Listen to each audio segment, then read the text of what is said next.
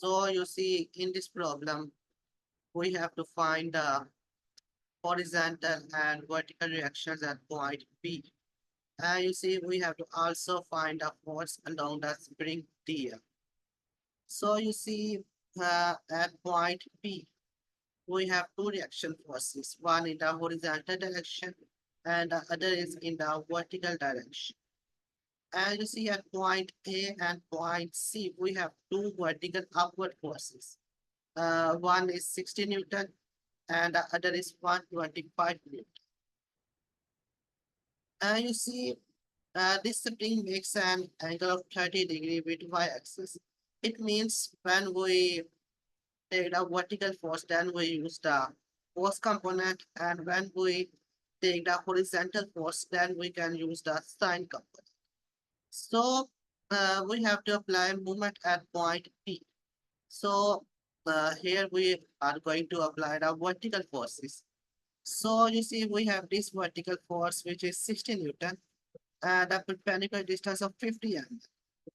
And we have this force Fc, which is 125 Newton, and it has a perpendicular distance 20 m. And in case of discipline, uh, we have the force Fb. You can say that Fb force is applied along discipline. And in case of vertical uh, force, we use the force component. So we have Fb multiply cos 30 degree. And you see the force Fa and the force in this spring is acting in clockwise direction.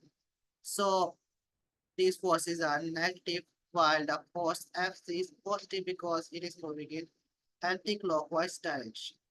So to this, you get the force along the spring, which is about 86.60 newtons. So now we can apply the reaction forces at pin P. You see, when we take the horizontal forces, we have negative px force. You can say that this horizontal force at point P is acting in the negative direction. And you see, we have the Fb force, which is 86.6 newtons. And in case of horizontal force, we can use the sine component. So we have sine 30 degree. So Px is basically is equal to 43.3 Newton, and it is the horizontal force at point B. And in case of vertical forces, we have 60 Newton force and 125 Newton force, and we have the Py force, which is the vertical force at point P.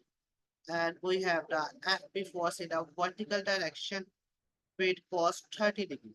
So we get the vertical force at point P, which is 110 newtons.